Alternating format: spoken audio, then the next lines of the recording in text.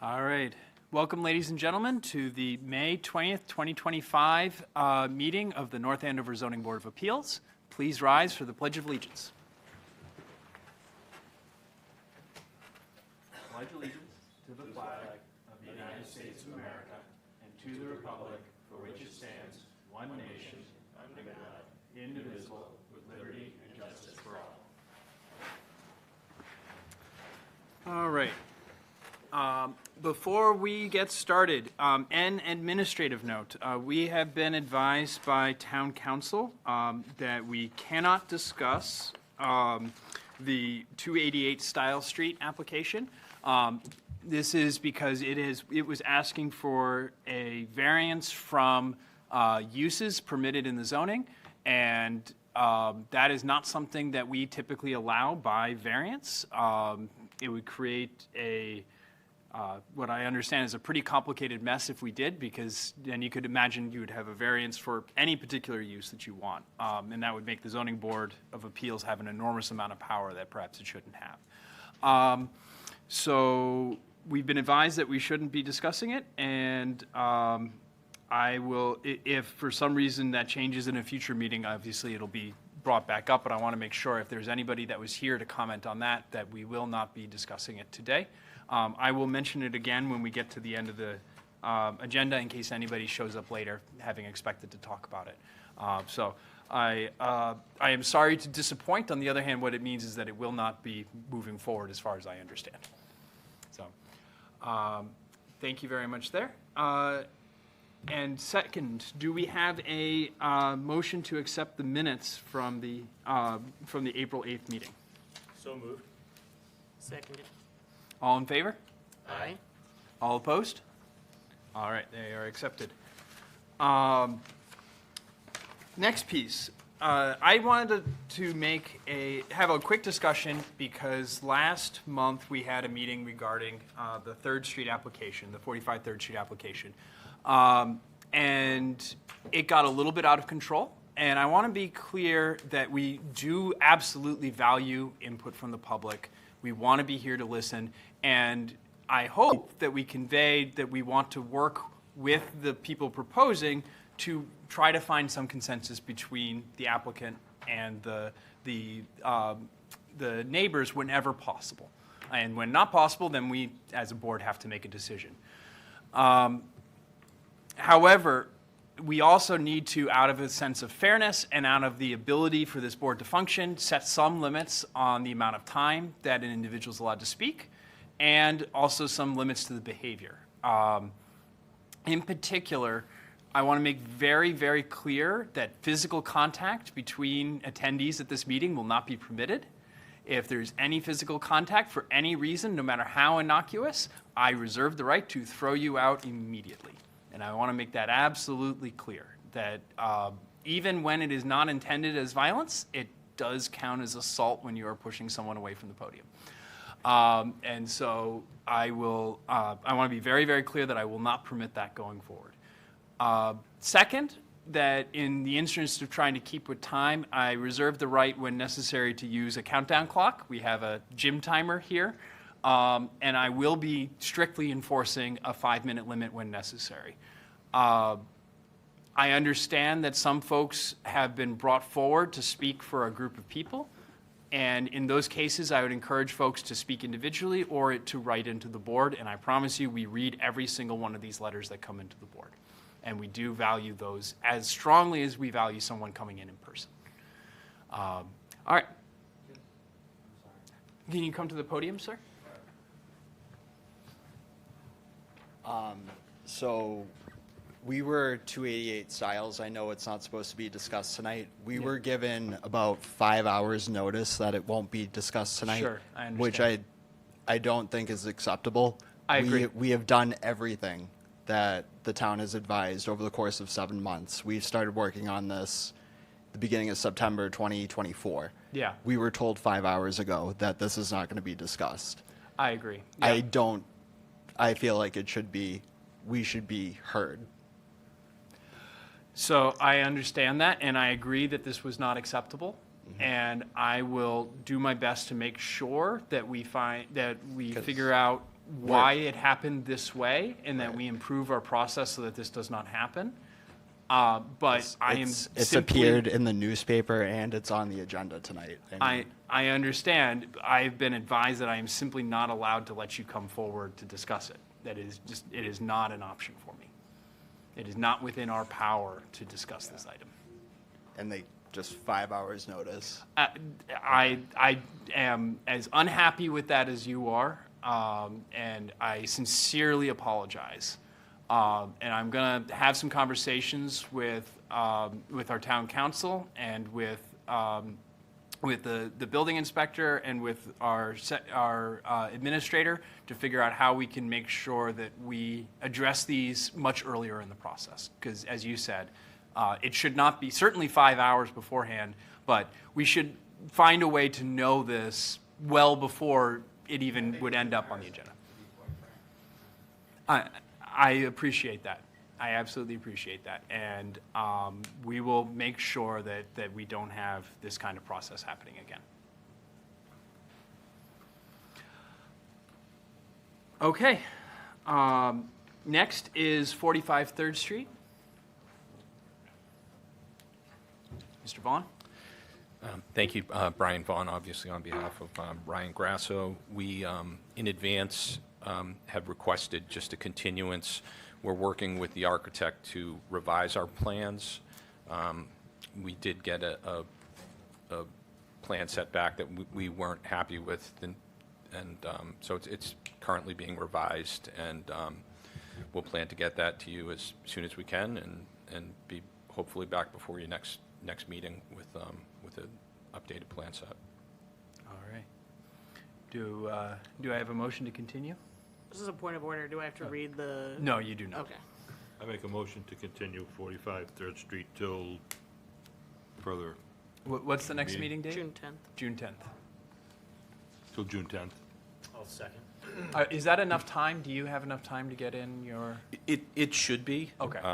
Okay, so If we'll it isn't, discuss we'll it. have to continue again, but Okay. I think, I don't think there's another way of doing it. No, that's fine. We could continue to a further date Right, if right. you knew it wasn't going to happen. If I knew by it wasn't going to happen, I agree, but Yep. I think we're pretty close to having it. then. Okay, all right. All in favor of continuing to June 10th? Aye. Aye. Aye. All opposed? All right, we are continued to June 10th. Thank you very much. Yep. All right, now you do get to read. We have a new public hearing for 350 Winthrop Street. Notice is hereby given that the North Andover Zoning Board of Appeals will hold a public hearing at the North Andover Town Hall at 120 Main Street, North Andover, Mass. on Tuesday, May 20th, 2025 at 7:30 p.m. to all parties interested in the petition of Charles Parsons for property at 30 Wentworth Ave, map 067, parcel 0003, North Andover, Mass. 01845 in R4 zoning district. The applicant is requiring a variance pursuant to the Town of North Andover zoning bylaws, section 195-4.3, section S, dimensional requirements, table 2, for a rear setback and a side setback in the R4 zoning district for the purposes of constructing a 10-foot by 14-foot shed. Specifically, applicant has requested a rear setback. Sorry? You're reading 30 Read Wentworth. shed. Oh, It's 350 Winthrop. ah, Yeah, okay. okay. Sorry about that. I was missing something. So these are out of order then. Let's try this again. Do I have the one for the, You should. It should be the last one on the packet. It says Winthrop Avenue. okay. But is it Winthrop Avenue or Winthrop Street? It says Winthrop Street. Well, that says Winthrop Street. It says The- Winthrop Avenue. The legal notice says Winthrop Avenue. Do we know which it is? Avenue, okay. So it's Winthrop Avenue, so the agenda is wrong. All right, I'll start over. Notice is hereby given that the North Andover Zoning Board of Appeals will hold a public hearing in the North Andover Town Hall at 120 Main Street, North Andover, Mass. on Tuesday, May 20th, 2025 at 7:30 p.m. to all parties interested in the petition of Justin Parker of Classic Signs for property at 350 Winthrop Avenue, map 027.0, parcel 27, North Andover, Mass. 01845 in the B3. The applicant is requesting a variance pursuant to the Town of North Andover zoning bylaws, Section 195-6.5A, for the specific relief to allow an internally illuminated set of channel letters to be installed into the facade of the building. Application and supporting materials are available for review at the office of the zoning department located at 120 Main Street, North Andover, Mass. on Monday, Tuesday, and Thursday from the hours of 8 a.m. to 1 p.m. and Friday from the hours of 8 a.m. to 11:30 a.m. By the order of the Board of Appeals, Michael T. Liss, Chair. All right. Yes, please come up forward. And state your name for the board. Hello, my name is Justin Parker for Classic Signs. Do you guys need an address? If you're North Andover, yes, please. Okay. We're from Amherst, New Hampshire. Okay. I do have one thing to start off. There's a bit of a mistake in the plot plan there. Okay. It says that it's going to the same location. It is now moving to the Coles, which is a couple hundred feet down in the same plaza. Okay. All right. So we are proposing to install a internally lit set of channel letters for the Market Basket location after the facade renovations. Let's see. The previous letters were already lit at the previous location, so it'll be a continuation of existing conditions. We go through the 5 points of law here. All right, special circumstances. The special circumstances relevant to this location are that the previously existing sign already had illumination. The circumstances do not generally affect other properties in the zoning district because there will not be too much of a drastic change from the existing conditions as it was already illuminated.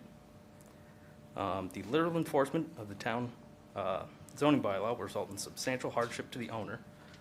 By disallowing internal illumination of the sign, they are disallowing the current sign as it is already illuminated.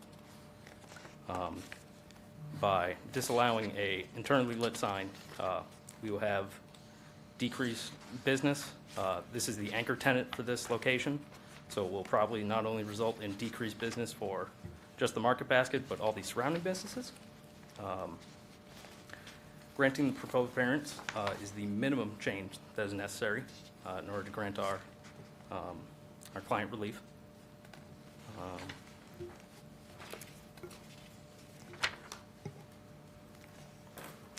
And by granting this variance, substantial justice will be done to the owner, mainly because I don't see how it could hurt if you grant us the internal illumination. All right. Anyone have any questions to start us off? What are the store hours there? I guess the first question, you said it's moving to the Coles. Mm-hmm. Is that, it's the expansion of the Market Basket, right? Yeah. So is the Coles gone now? Is that, I or believe is the Coles next, is this the TJ Maxx that's gone? it's the Coles that's next to it is going to be gone. But I And think it's then- going to move into the existing Market Basket. Yeah, they're switching location. places. Yep. They're swapping. But But they're gonna move the Market Basket Because- first. Yeah, Oh. 'cause Yep. the new site for the Market Basket is substantially larger than the old site for the Market Basket. Yeah, I had the impression the entire thing was gonna be the new Market Basket. so- No. Okay. So my follow-up question is, what is the, what are the store hours there? I believe they close at, from when I worked there, they closed at around, I believe, 9 o'clock, and they open at, I believe, 7. And how do the size of these letters compare to the ones that were at the previous site? The previous letters are going to be a little bit smaller, but since we are moving to a larger storefront, Yeah. Yeah. I would just, it would be helpful for me to have a number. Oh, you know, okay. The height and width of the, yep, I believe the height of the old letters is 6 feet, and then the height of the new ones will be 7. okay.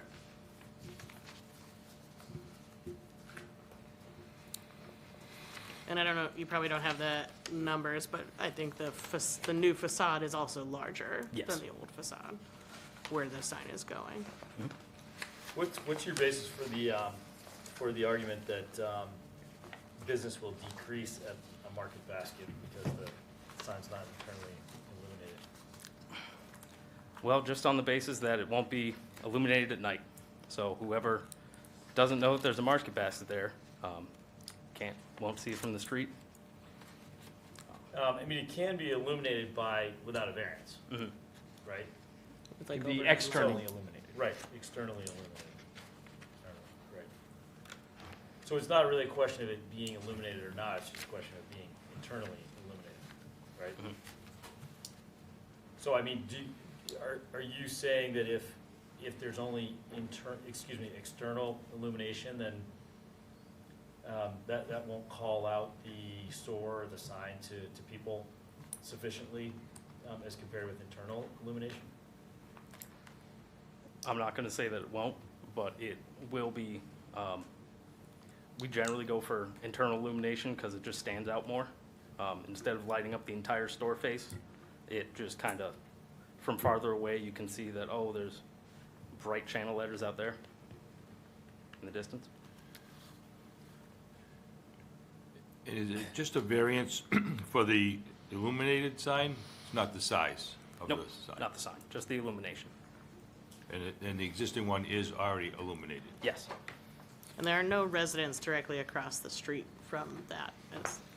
I've been to that Market Basket many Rock times. Apartments, right? Yeah. But I think there's a lot of trees between Yes. Den Rock And yeah. up a hill. and up a hill. Like, I can't see the apartments from Market Basket, so probably they can't see the light from Market Basket. I might see it glow through. You Yeah. can see things that are glowing through a Halo. little easier, yeah.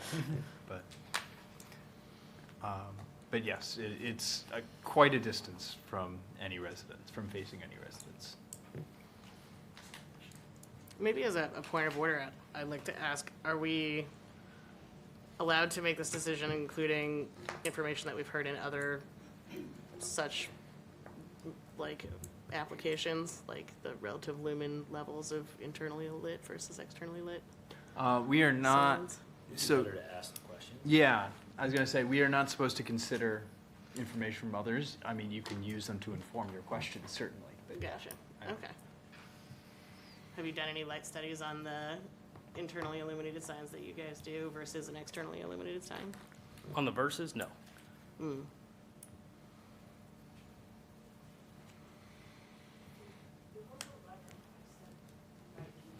Yeah, I saw that. From an abutter on Waverly. I think I looked at it and it's kind of on the back of the building. Yes, yeah, facing away from it. But yes, she was opposed. Do you know how bright the new sign would be in comparison to the existing sign? Should be about the same. We use red acrylic and then red LEDs, so it's not gonna be like the blinding white. It should be a bit more of a muted brightness. Gotcha. And what's there now is white.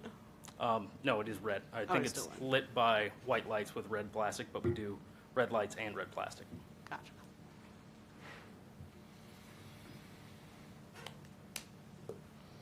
Any other questions? I'm good. I'm assuming it's only lit during business hours and after it's shut off? Yep. Okay.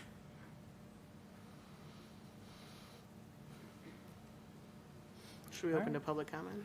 Yeah, let's open up public comment if there's anybody that would like to. Oh, sir. I was just going to add a little bit more. I'm from Yeah, Classic if you Signs can also. please identify yourself. Yeah, I'm Paul Tripp from Classic Signs in Amherst also. Just a couple of things I wanted to point out here is that, and correct me if I'm wrong, are you the building inspector, I think? Okay, so I believe that halo lit lighting for those letters are already allowed in the town. from the- No, they are not. They're not, okay. No. So no lighting is allowed? No Only internal. only external lighting that Only is external cast lighting, is allowed. okay. Yep. Yeah, we've had this discussion before, and I think it is reasonable to say that that might be an alternative to internally illuminated, but both would still require a variance. Okay, all right. And again, I apologize, I don't know the answer, but plazas of this type, this is the general standardized, recognized lettering that they light up for that. I don't know if any other tenants on that building, you all live here, Yeah. Do they light up? You know, I would assume half or more than half of them already light up inside. Yes. So believe the there would be a Coles sign continuation did. of what has already been allowed Yeah. there.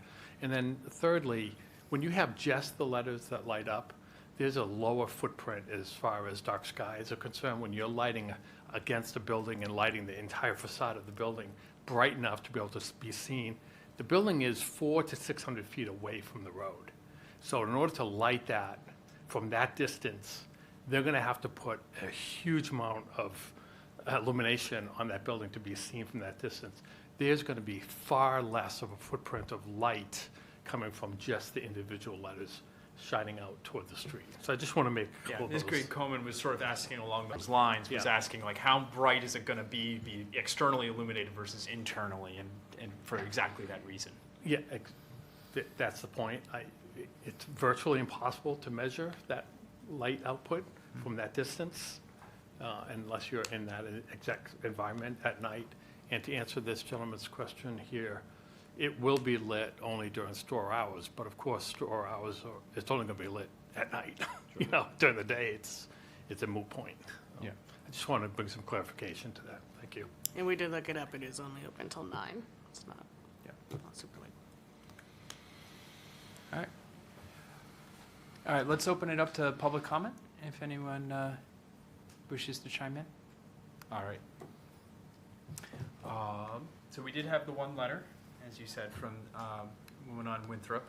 And I believe she had felt like there was too much light coming from that plaza in general. So to your point, there is a fair amount of light coming from there, but it adds up to quite a lot. Yeah, I don't know if you have any thoughts to contribute in addition to that, but. Yeah, so the light, there is about 6,000 more lumens of light coming there from the parking lot lighting. If you're thinking about dark skies or illumination. Yeah. And when you light the parking lot and those lights point down and then they reflect up to the sky, it is virtually impossible to measure that there's going to be more light from one single sign Sure. than the 6 million lumens coming from the parking lot lights. So it really is such a moot and minor condition that you would never notice. And again, as I said, they're going to have to throw so much more light on that, add more light to that building facade Yeah. for people to be able to see it from that distance. All right. All right. Any other questions before we move to, Close public comment? yeah? Not from me. Okay. Are you folks okay at this point with moving forward?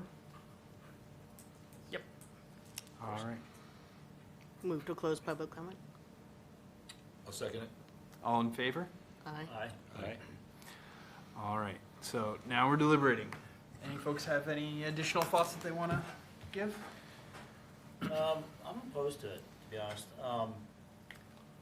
I don't see that, I don't think that it duplicates the existing condition is, I understand it's not making anything worse than it already is, but that, I think, to me, that's beside the point. I think there's a purpose for the change in, zoning restrictions with respect to signs. I think that, I mean, I understand that it's not the most heavily sort of residential area, but I do think whether there's strictly precedential value or not, there's certainly pressure going forward to, to harken back to previous decisions. And I don't think, I think if we were presented with a really good analysis of the options, representations of the options, and had an opportunity to see what the gentleman has stated concerning relative amounts of light, and I might feel differently, but I might be able to be convinced, but I think there's, I just don't see the compelling need for it. I think the idea that people are not going to find their way to a market basket in a big plaza like that, when people who don't already know it's there are probably gonna be using GPS to find it. I don't think is really terribly credible. And it's not, it's not gonna be lit, I guess, until midnight, but there are periods of the night and maybe early morning where it will be, and we do have opposition from an abutter who has a residence close by, so those are my feelings. I think I think there are two things that strongly sway me in the other direction. One is that we are a long distance from the road, and we are surrounded by a lot of other illumination. And that, if this was in, even a quarter mile further up 114, where you have a lot more residential area and the stores are a lot closer to the road, I would understand, I would have some pause. But given how far it is and how set back, and actually it's low, I think all of those things add up to being really important. But I think that the bigger thing that's really important for us to consider is that the notion that it was internally illuminate before is not just about the fact that, okay, it was there before, so it's not a big deal that it's there now. It's that they have invested quite a lot in refurbishing this facility and making it, bigger and hopefully better for the community. And that if we tell them that they have to basically take a hit on their visibility to do that, it's going to be very discouraging for other people that might want to renovate their facilities. Especially if it's taking a step backwards in visibility Right. in its current condition.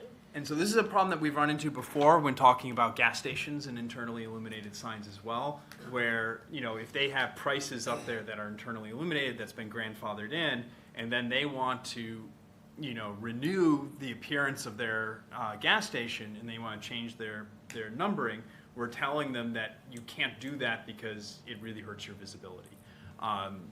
Obviously, we don't set precedent in that, but it's a similar kind of reasoning that I am worried that if we start telling people that if you renovate your facility, we're not going to let you have the same kind of signage you had before, and I think that that'll end us up in a lot of trouble. I also think that the bylaws exist to prohibit or restrict internally illuminated signs, to me, does not speak as strongly to this type of internally illuminated sign as it does to the big square ones that have plastic encasing that's translucent and they're shining out, like the one on 125 sort of. The you one guys from know what I'm Market Basket that is actually right at the head of that Yeah. plaza, sort of- right? There is already that internally illuminated sign. Right, It's like not that. up for changing right now, but. Yeah, that to me is very bright and a little garish and not what you'd want to fill a town with, especially if there was no limits put on it. But an outline of a store name is not, to me, in the same ballpark at all. I mean, it's much dimmer than massive floodlights shining up in a building that would certainly reach the person behind the Market Basket, whereas the light of this sign would not reach this woman at all, this abutter at all. Because it's completely blocked by the building itself. Obviously, the parking lot lights do, and there's not really much that will change with this application based on that, but I would absolutely think that massive floodlights on the front of the building would impact the abutter much more than an outline of a store name. I guess, I sort of think of it in terms of, if those drafting the bylaws thought that there should be encoded distinctions between, types of stores and shopping plazas as compared with, standalone stores or smaller entities or gas stations, that if that intention was there, that it would be present. That's it would why be- we have special permit. I mean, To give that or discretion. variances. This is Or not a special variance, permit. sorry, you're right. But That's why that process But that is what we exists. are here for, is to make those exceptions when it is deemed I necessary. understand. I guess I struggle with the idea that you know, that visibility is really an issue for a Market Basket, or that, you know, a store like that is gonna suffer because, you know, people can't find it because the sign's not internally illuminated. I definitely have a So, problem with that You idea. just feel like that part of the argument is specious, and it's bothersome. Well, it's not that it's bothersome, it's just that I just don't think it holds. You know, with this type of use. I mean, I do get the, you know, desire not to have a chilling effect on renovations and improvements, and I get that argument. So that I think is So very I do relevant. think that argument was comparing an internally illuminated sign to a completely unilluminated sign, not comparing it to an otherwise illuminated sign. And I don't think I've ever been to a store that was open at night that didn't have some sort of illumination on their Right, sign. no, I understand that. I mean, I think the other thing that, you know, wasn't discussed is that I think I think there's an issue of what sort of, and you alluded to it, what kind of character we want the town to have in terms of aesthetics, and what the difference is there between internally illuminated signs and externally illuminated ones. But you know, maybe I'm wrong about that. Maybe that's not really a consideration. Well, I think it is. I think there's just maybe many different ways to look at it. You know, I think this type of internally illuminated sign is not nearly as striking or garish or offensive to the aesthetic of the town as others that I've seen that are fully lit in town. So, I mean, and I would say that as a resident of North Andover, I agree with you in the sense that if I'm looking for the Market Basket, I know where the Market Basket is, and it doesn't matter like if it's illuminated or not. However, I can tell you that there's been many times that I've been in some town that I don't live in, and I've driven by, you know, say a Market Basket or a Stop and Shop or some other kind of, you know, big store, and been like, oh, okay, I need to go there because I needed to get something on the way home, and I Yeah. wouldn't have otherwise spotted it. But they don't need a special permit to have illumination, right? Just internal illumination. yeah.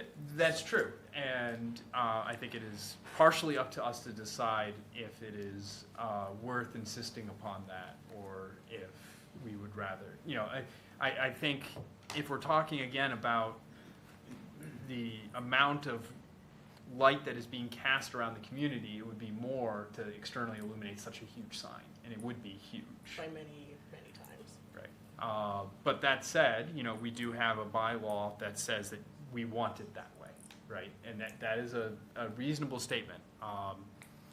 Again, I think the big thing for me is that it's just really hard to ask people to renovate a building at the cost of many millions of dollars and then tell them it'll be less visible than it was before.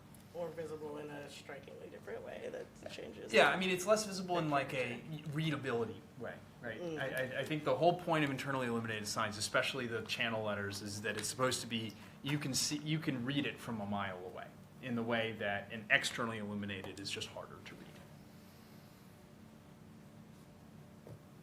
Well, I think the fact that they already have internally lit letters it's gonna be less offensive than that, because it's so more backlit than what they have.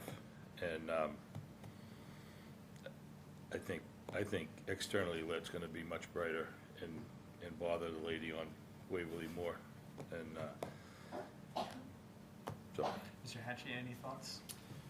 Yeah, I agree. I mean, I think doing the externally lit is just gonna cause a bigger issue with illumination for everybody. I mean, I think the parking lot itself, I believe, was already remodeled, and I think they replaced the lighting there anyway, so I think that's already brighter as is. I think just to limit that illumination in general, doing this seems to be the most logical thing to do.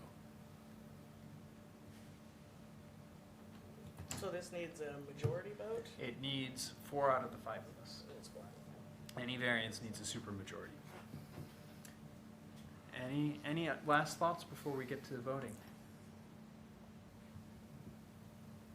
All right, can we have a motion? Do I have to read the whole thing? I'm afraid so. Oh, all right.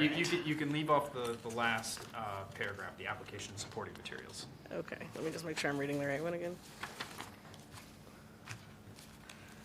And are there documents that I want to reference? Yeah, we should, I'm missing the page, but that's Please. yep.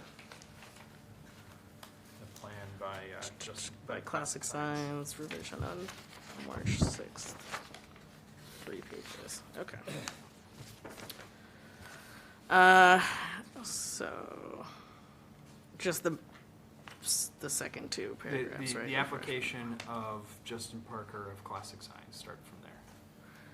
Okay, so I move to accept the application of Justin Parker of Classic Signs for property 350 Winthrop Avenue, map 027.0, parcel 27, North Andover, Mass. 01845 in the B3. The applicant is requesting a variance pursuant to the Town of North Andover zoning bylaws, section 195-6.5A, for the specific relief to allow an internally illuminated set of channel letters to be installed into the facade of the building. We can stop there. Yes, as per the design drawings from Classic Signs, revised on March 6th, 2024. Mr. Hatchie? 3 pages. Aye. Aye. Aye. Aye. Aye, so you have it. Thank you very much. All right, thank you. Surprised Alex would if be you proud asked of me. you. Alex would be proud of you. She would have been right there with you. I'm not sure she would have, actually. Oh, really? Being a pain.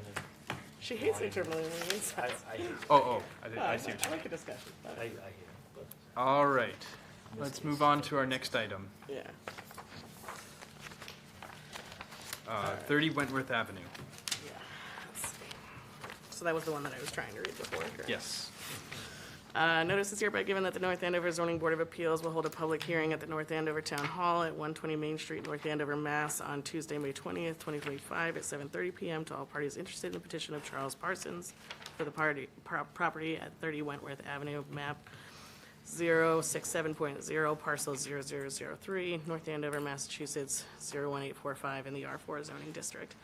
The applicant is requesting a variance pursuant to the Town of North Andover zoning bylaws, section 195-4.3, section S, dimensional requirements, table 2, for a rear setback and a side setback in the R4 zoning district for the purposes of constructing a 10-foot by 14-foot shed.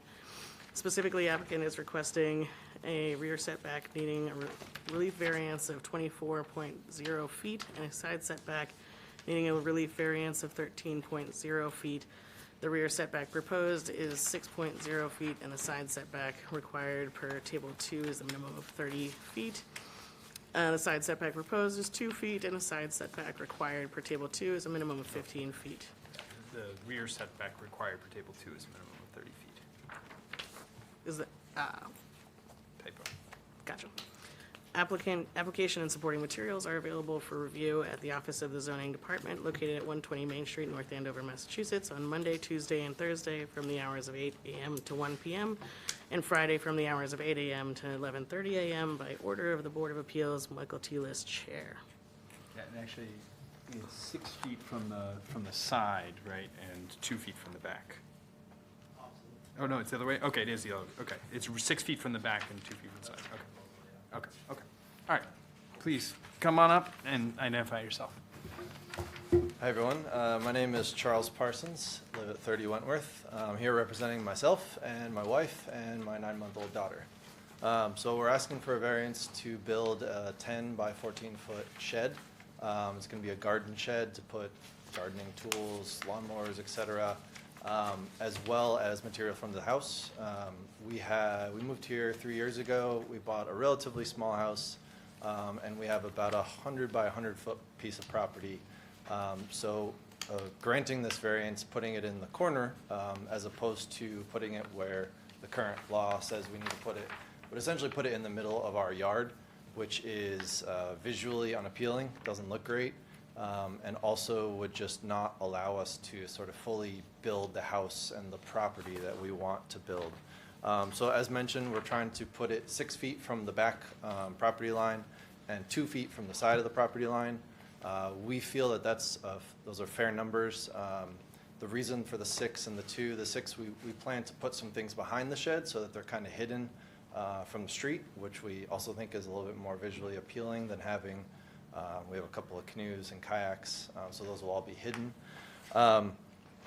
As mentioned, the shed will be used for gardening equipment, also for overflow from the house, just, camping equipment, stuff that's stored in the garage, and what we're discovering, the numerous items that you need for small children. Boxes of clothes, toys, etc. I wouldn't know anything about that. Yeah, so I'm sure you can relate. But yeah, we believe that granting this variance will allow us to, make the house more visually appealing, more aesthetically appealing, more functional. It'll allow us to build the yard up as we sort of envision it. We've already done a number of projects, as the building inspector can probably attest. We've been in here a lot. We've put a new deck, we've put a new patio, we've put a huge renovation on the inside of the house. So we feel that this is just sort of the next step in expanding sort of the beauty and the functional aesthetic of our house. That's kind of all I had. Thank you for your time and your consideration. Can I ask, this shed does not exist yet, right? Correct. Yes. I thank you, by the way, because Yeah. usually we get sheds coming in after someone has built one, and then the building inspector notices that it is not where it should be. Yep. And I will say, I drove by it, and directly across the fence in both of the neighboring corners, there is a shed in basically the same spot Yep. on the properties. That, So that I was don't know one of if my they- notes. I forgot to mention that. Yeah, on the corner with the 4 properties, our property and the one adjacent to us have no sheds, but the 2 behind us both have sheds closer than what we're proposing. Yeah, one So of them looks like it's almost within a foot of the fence. It's about 1.5 feet. Yeah. Yeah. So yeah, that's part of the reason why we think that corner is the best spot, because there's already a couple of sheds on opposite corners. Yeah, they have company, they can. They have company, exactly. Yep. But yes, the shed doesn't exist. We have designed it with a local company, Eastern Shed and Outdoor. We've gone to them, that we've picked something out nice. We're not going to build it ourselves. We're not going to do a Home Depot shed. We're going to get something that looks good, and hopefully if we're granted this variance, then it'll add to the attraction of the property. And I mean, I would be remiss without, because Ms. Jacobs is not here today, to not mention that, you're asking for a lot of variance, right? The side setback is 15 feet and you're going down to 2. And the rear setback is 30 feet and we're going down to 6. Yep. And so it is a large chunk of that. And so from a way that we, tend to think about things, that is asking for a lot for something where, if I look at the yard, like there is yard to move back into. And so, that would be the thing that immediately jumps out to me, that gives me a little bit of pause. Yep, and that's fair. And I would say a couple of things to that. The first is when we moved out into the suburbs, we both moved from the Boston area. We kind of had the impression that 200 square feet was the general rule in Massachusetts, which it is, not in North Andover. Yeah. So anything under 200 square feet in other cities is typically allowed, however, Yep. not here. And as mentioned, our yard is tiny. We're about 100 by 100 feet, but the yard space is only maybe 60 by 100. And we have other ideas that we want to put back there. We bought this house sort of as a starter home, but for a whole host of reasons, we're trying to build it into something that we can stay a little bit longer. So other ideas for the backyard, putting the shed further away from the side just kind of takes away from some of those ideas of a patio, a fire pit, a playground, swing set, that sort of stuff. Yep. So, Can you tell me, is this a corner lot here? And I'm pointing at the, looks like Chadwick and Wentworth, is that, that's not a corner next to lot. your property? Yeah. we're in like the middle of the street, and Chadwick is probably 7 houses down. Oh, okay. Yeah. If you look at this, yeah, there's So that. these squiggly lines here show that further. If you look Yeah, at, yeah, that one shows. if you look at this map, Oh, yeah. That's good. there's Oh. like 5 or 6 houses. Yeah, quite a few Before you houses hit before Chadwick. Chadwick. Okay. Yep. My question was more about whether there's screening back there between, where you've got, and I think you said there's a shed, there's shed sort of at the back of those lots behind you? Correct, yeah. And is there sort of screening or trees or shrubs or something between? Good question.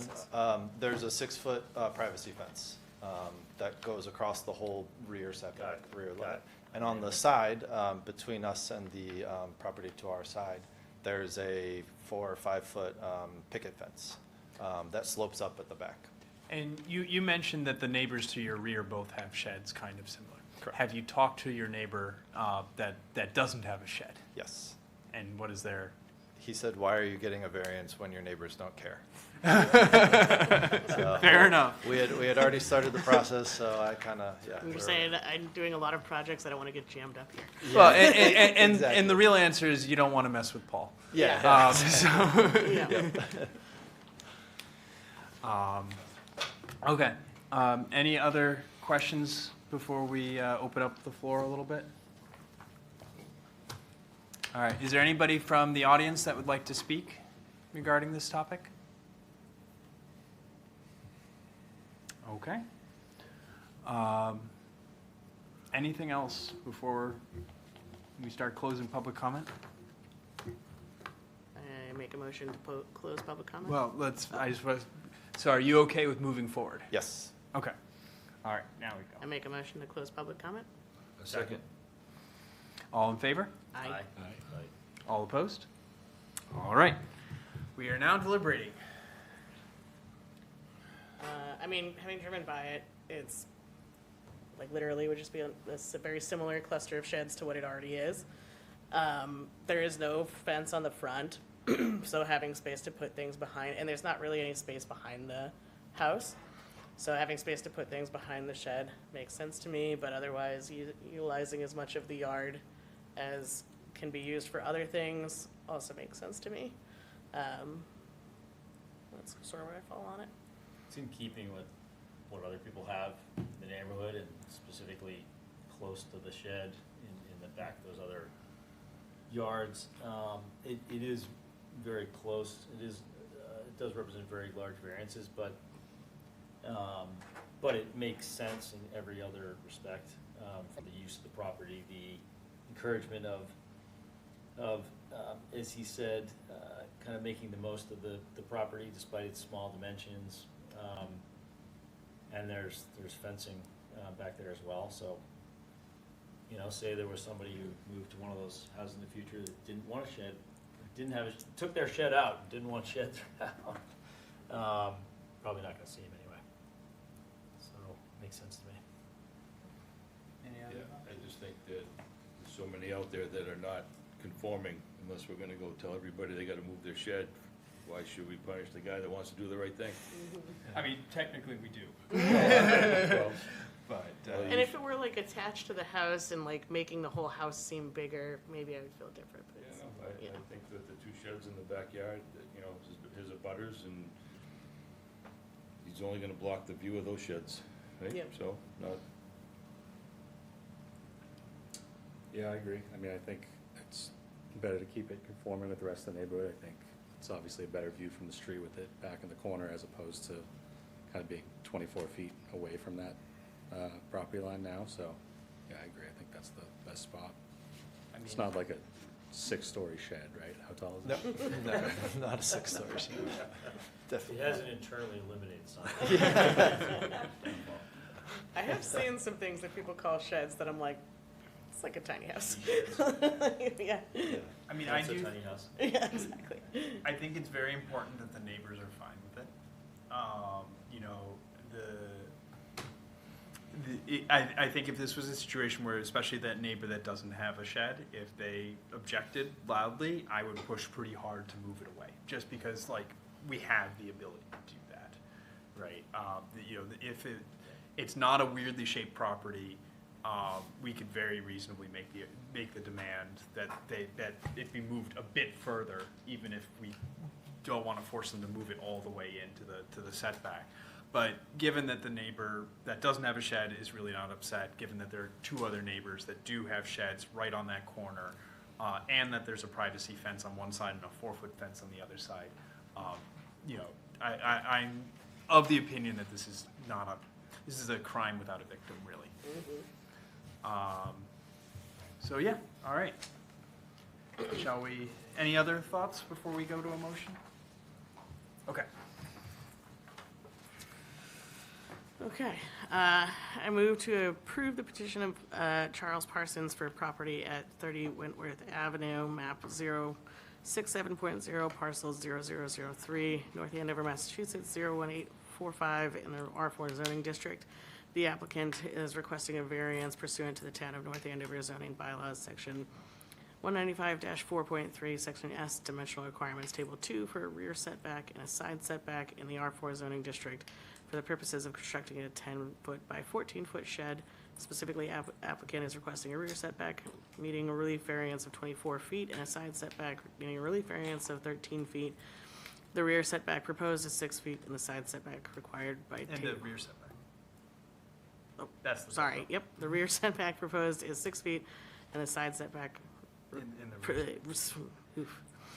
The rear setback required per table 2 is the minimum of 30 feet. The side setback proposed is 2 feet, and the side setback required per table 2 is a minimum of 15 feet.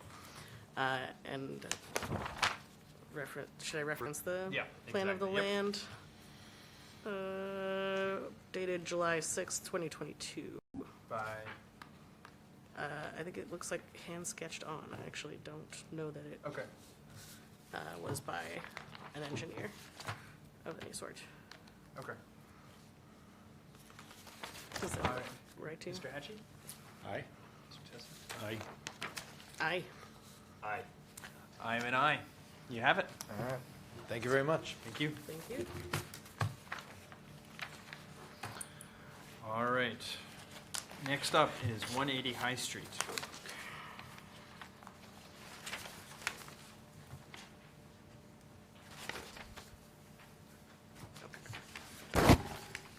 Notice is hereby given that the North Andover Zoning Board of Appeals will hold a public hearing at the North Andover Town Hall at 120 Main Street, North Andover, Massachusetts, on Tuesday, May 20th, 2025, at 7:30 PM to all parties interested in the petition of Joseph Sousa for property at 180 Main Street, High Street, sorry, map 0053, parcel 0001, North Andover, Massachusetts, 01845 in the R4 zoning district.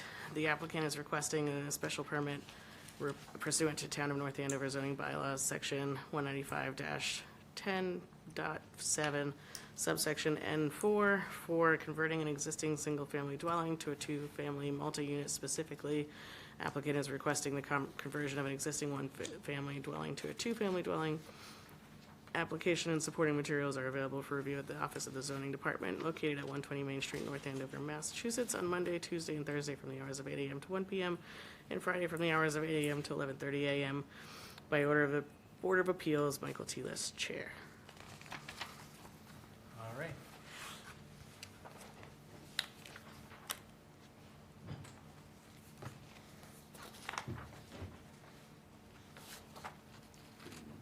Welcome. Good Please evening. identify yourself for the. My name is Joseph Souza from 180 High Street, property owner. Application and permit requester. Thank you for your time. Basically, as it says, it's a big house, looking to split it from a single to two-family. It's got a lot of parking.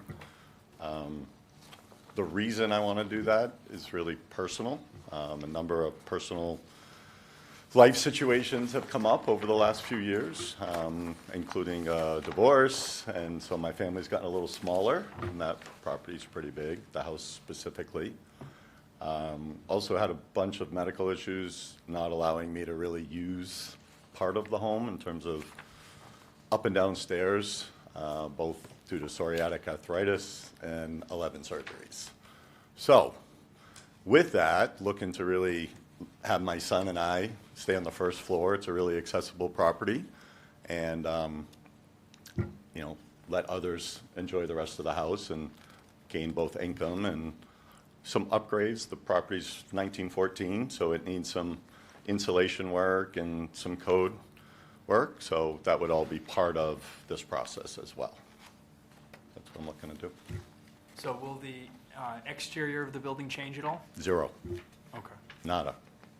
Nope. All internal privacy walls, entrances and egresses that are currently there suffice. So no. And. Not a dumpster, nothing. And so Very then, little. how will it be divided on the inside? So It'll will be- it still be one entrance on the inside? And It'll then- be one door entrance for Yeah. the front and the side. Yeah. And then once you get in, there'll be a split to go into the first floor. So that'll be my unit with my Right. son. And the second floor, basically will have a door at the top of the stairs. And then the side door will have an L, which will be basically a privacy wall. That'll allow both units to still access the basement, which is a third egress, and use that for laundry and so on. So no external work whatsoever.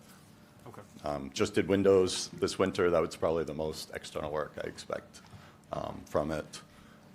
We'll have to update internally the heating system, upgrade some bathrooms, but literally nothing externally Okay. is the expectation. Yeah. And for the side door, there's a door already at the bottom of the steps? There is. So there would There be is. separation between the There doors is. there. Yep. What's the parking situation like? So right now, there's 3 parking spaces off-street, currently with asphalt. There's, from that up to on Pearlie, there's probably another minimally 3 or 4 spaces there currently. I would say High Street as well, but since that's been paved, Right. you don't park on High Street unless you want your car hit, which mine has been hit 3 times since it's paved. Oh, my gosh. And to Not be mention, honest, when snowstorms hit too, they'll be Yeah. cleared off too. yeah, exactly. So it needs to be on the side. Exactly. Yep.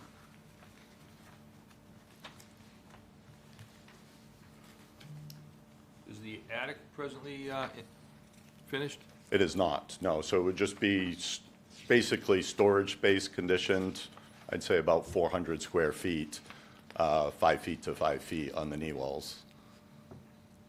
Okay, I'm just looking at your application here, and it says ground floor square foot 1,000, number of floors 3, Yep. The total third square floor. footage 3,000.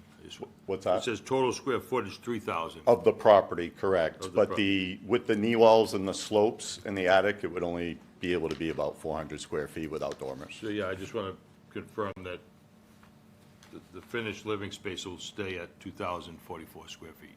Finished living space will stay at that, yeah, correct.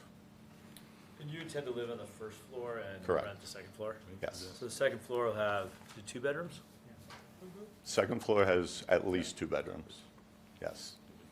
So how many people, or, I mean, I guess it could vary, but how many sort of people do you intend to rent that space to, or is it kind of? There are neighbors that are interested in renting it from me that live across the street. And there are 4 of them, 2 adults and kids. They don't like their current setup? They don't. This would be a better setup for them, they believe strongly. And they want to stay in town for the schools. You said nothing in the basement, just laundry? Currently, nothing. That's right. Likely at some point may look to capitalize that space. It does have the clearance, but not currently, no. So only the second floor apartment would have access to the attic space? Correct.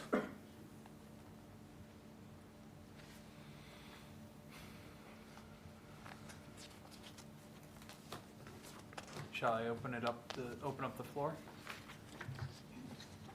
All right, I think now's a good moment, if you're okay with it, to bring in, Sure. if anyone from the audience would like to come forward and speak.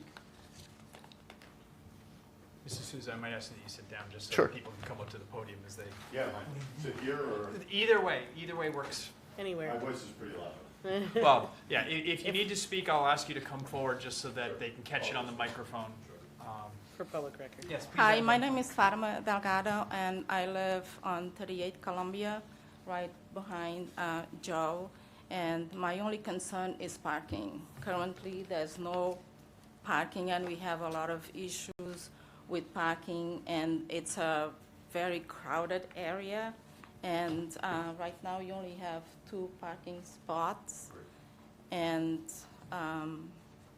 you park on the grass. I park on early myself. Okay, Yeah. I apologize. Let's not turn this into a conversation. Okay. So, after the public gets a chance to speak, I'm writing these down and we'll address them again. Yeah.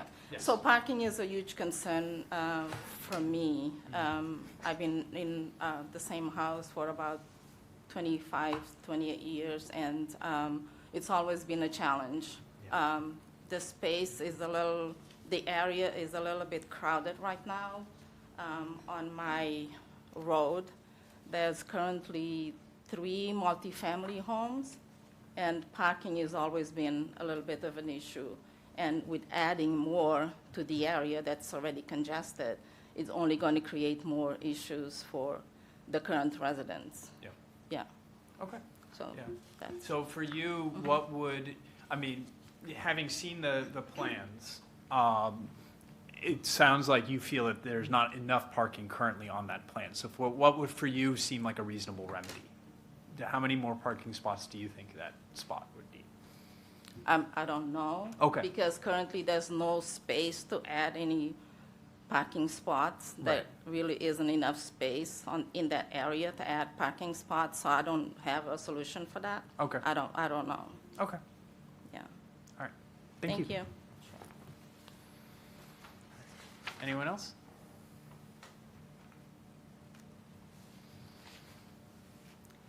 Hi, I'm Colleen Coco, 16 Pearly Road. So I've been in my house for almost 40 years, and it's a very congested area for parking. That's my only issue. The house, when I first moved in, I always thought it was a two-family. But, so I have no issue really with that, but parking. Because the house is on the corner of Pearly and High. And there's another three-family on the opposite side of Pearly and High. And there's cars, they park on either side, and sometimes so close that you can't get a car down or up, you can't get a car in between. Sorry, nervous. Not good at public speaking, but anyways, that's my issue. It's really, you couldn't get an ambulance or a fire truck if there was an issue, because the cars are just parked right across there. In recent years, I think there were multiple people living there, or at least there were a lot of cars there, parked on High Street. The other cars at the other three-family were parked on High Street. You come up Pearly Road, you can't see onto High Street going right or left, because they would be at the very edge. I know people are not, for the most part, some people are still parking on High Street. There are no signs that say no parking.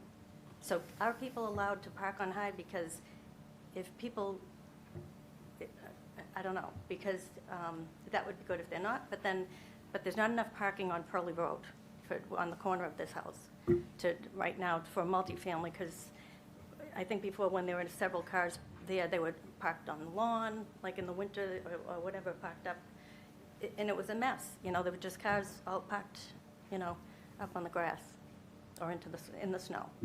So that's my only issue is the parking, not that it were a multi-family, and I don't know what the answer is either. But right now, I just couldn't see more cars being parked on that road. All right. Yeah, thank you. Okay. Yes, please.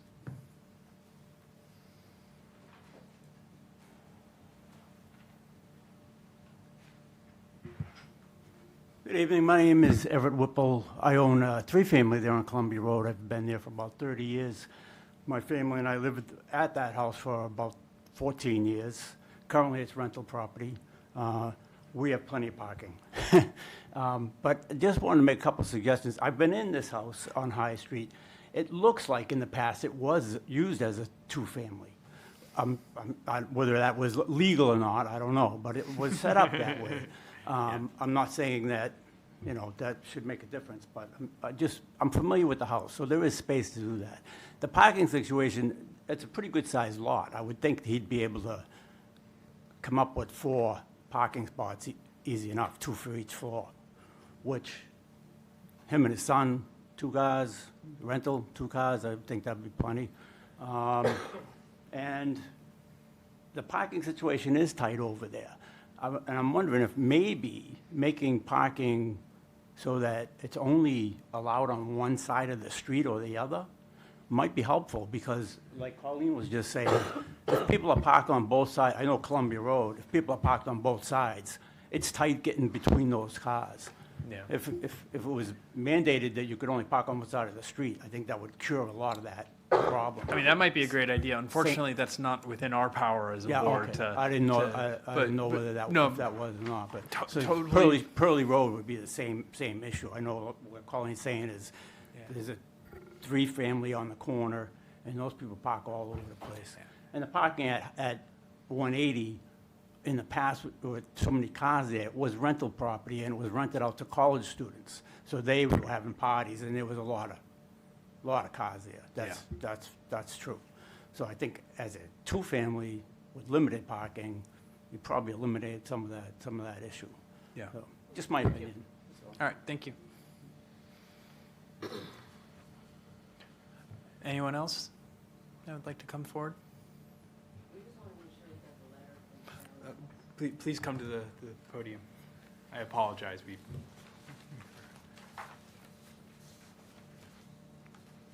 Hi, I'm at 182 High Street next door. Yeah, the parking, one of the things about the parking is High Street, since they paved it, I don't really know what the deal is there. So, I mean, all those people have to go into Pearlie now, and Pearlie, that section is pretty steep. It's kind of, Yeah. if you've been up it right there, it's steep, and all those people have to pour into that street. And you don't want, if you park on one side, I think that would pour down to the next house down that would be bothering them, so. The other thing is, I guess my mother sent a letter in. I don't know if you got that. Yes, we did. All right. Thank you. Yeah. All right. Anything else?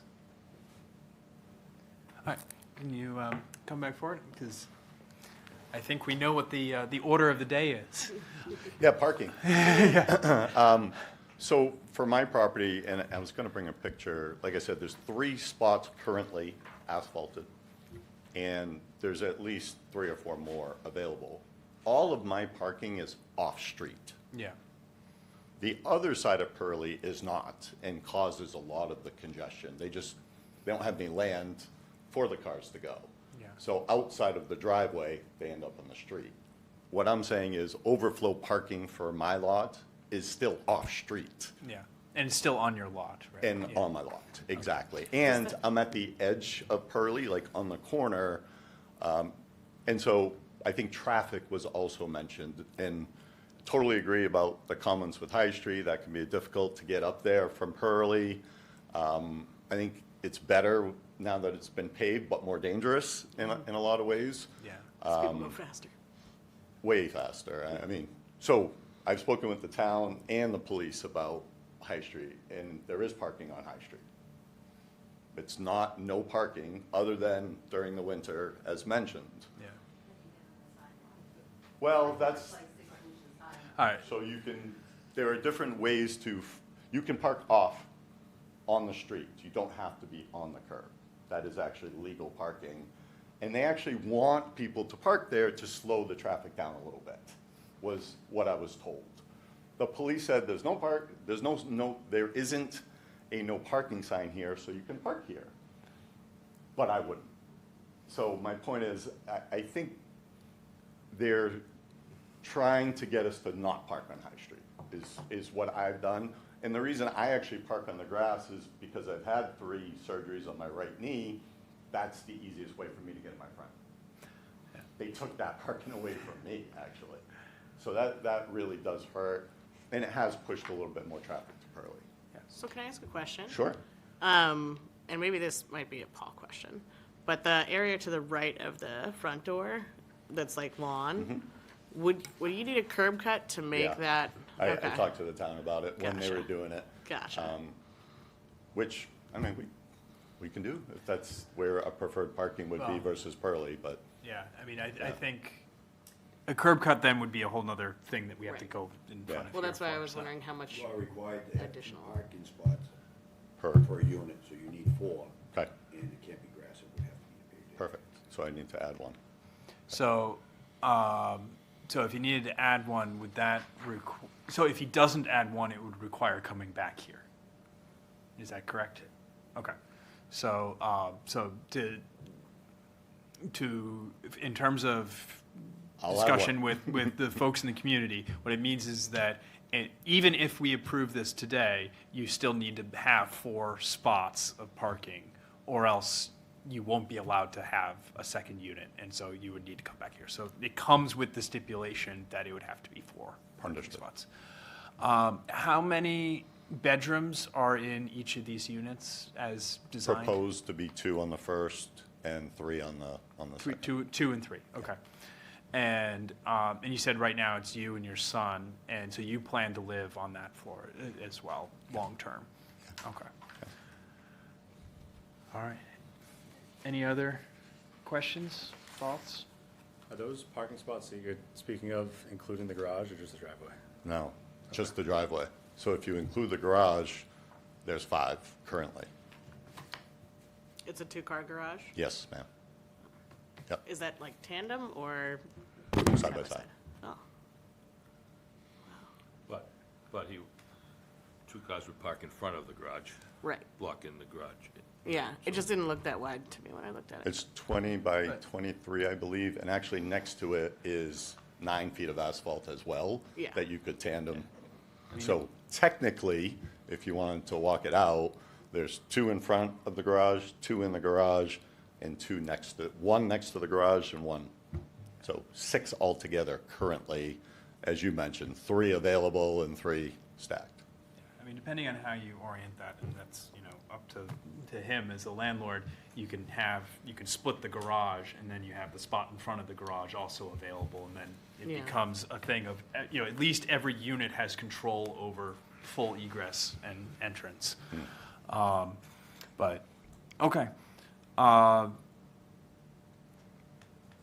Yeah, any other thoughts, questions? I mean, I guess the one question is, do we have to wait for confirmation on the parking before we can vote No, on this? we do not need to. Okay. So what it means is we are simply not granting any variances with regards to parking. So he does not have permission to have a second unit unless there are 4 parking spots. Gotcha. Although it sounds like there might be 5 already Or if you 6, count the depend- garage. right, so we'll have to. So, He wouldn't gain occupancy, he wouldn't get his occupancy permit, unless Gotcha. he just showed that he has the parking. yeah. Gotcha. So we don't need to address that as long as we are okay with the idea of a minimum of 4 spots being sufficient to allay people's concerns. Gotcha.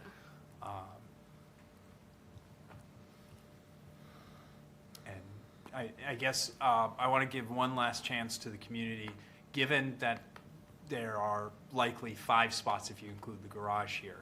Do people in the audience feel that that is sufficient to allay their concerns about parking? Please come to the podium. I apologize. I know it's a pain in the butt. So if you could clarify the 5 spots, because I don't see the 5 spots, I only see the garage and each has a spot in front of it. So if you could clarify the 5 spots, Yeah. that would be good. Thank you. Verbally or with a picture or, so, Yeah. is there something I could draw on a board in here? But basically, so there's my driveway and then the garage, okay? You do have And to stand there's- at the, sorry, just, Sorry. they There's can't record it otherwise. 2-stall garage, and in front of that, parking for 2 cars.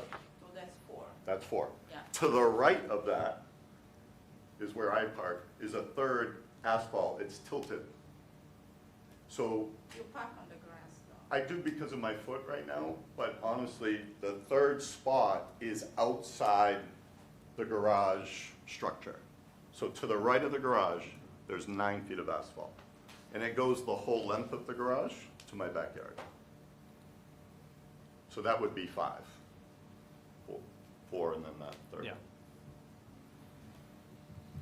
And I'm happy to show you it too. I mean, if you want to come over. And I'll park my car there tonight, so you can see it. I know the house, and we've Yeah, been yeah. a long time. I don't see the fifth one. Right where I pulled the concrete All right. pylons from is where. I apologize. We Sure. we can't make, I know it's really tempting to make it a direct conversation, but we can't quite do it that Sure. way. But, all right, does anyone else want to have any updated comments? Okay.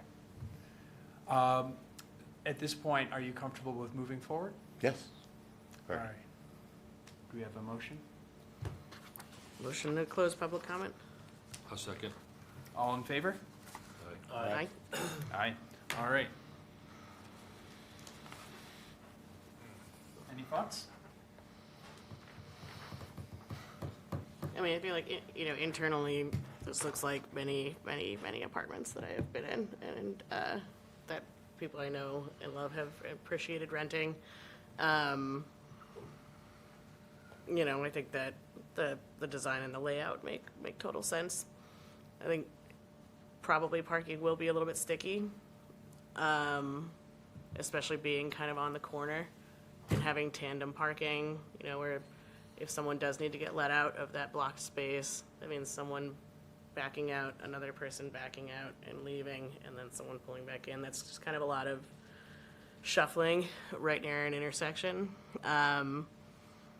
I've certainly seen I've lived in crazier parking arrangements, but, that is something that I think,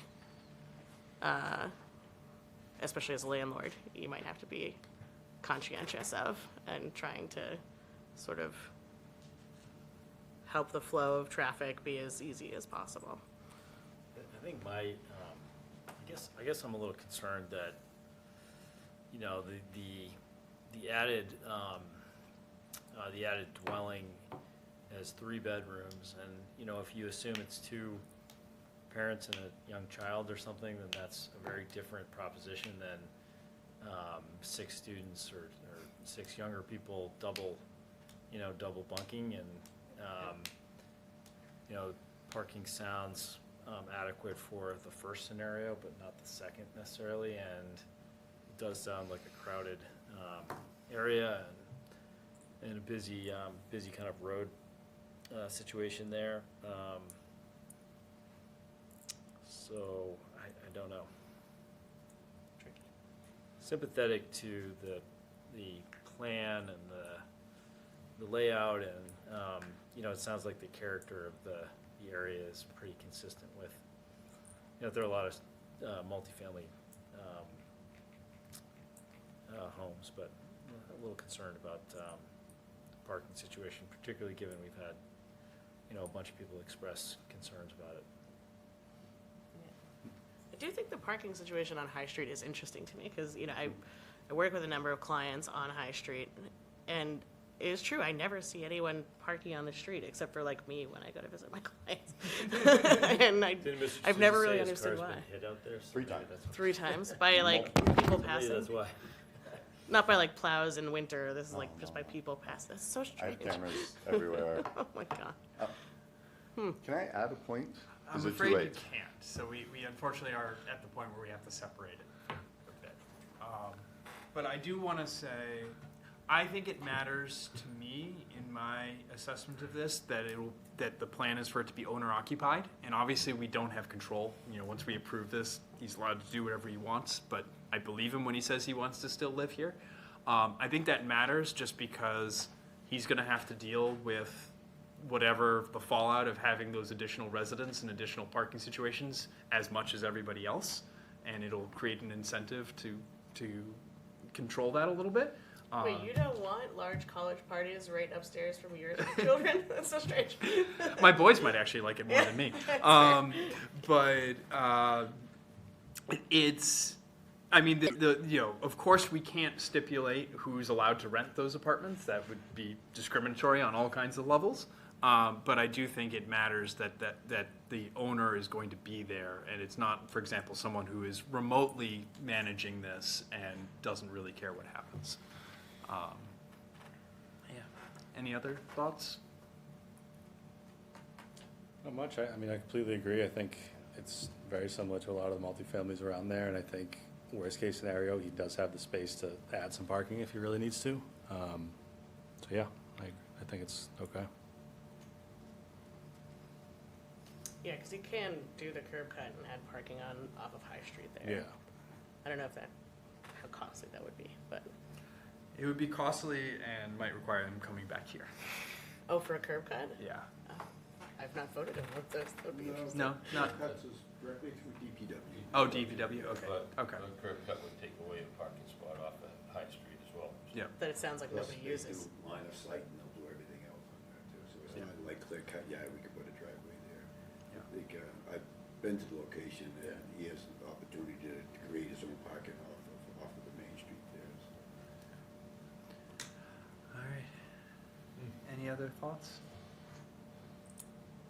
I liked what you said about the owner occupancy. I do think that creates some internal accountability. Yeah, and like I said, we don't get to stipulate that, right? Right. But it is relevant, I think, to my judgment here.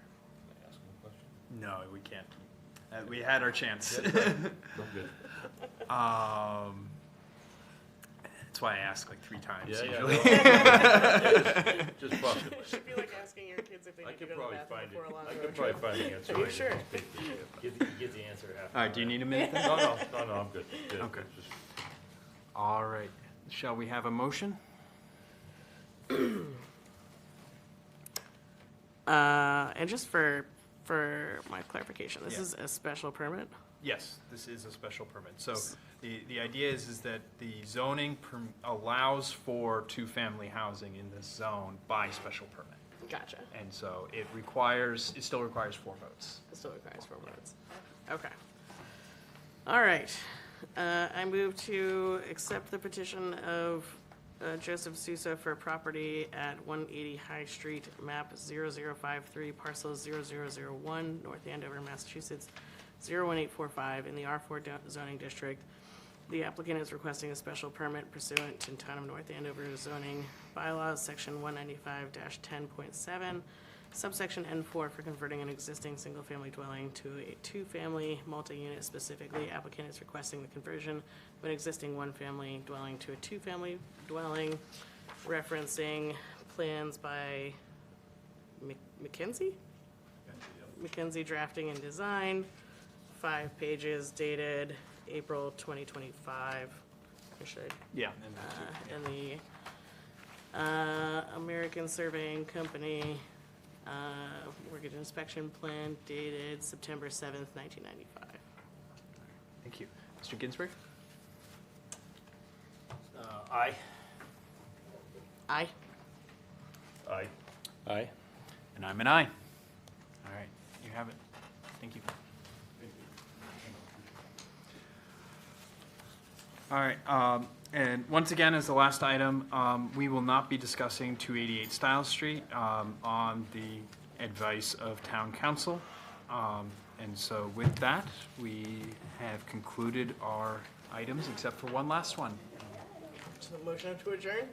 Do we have a second? A second. All in favor? Aye. All right, thank you very much. Have a good night, folks. Whew.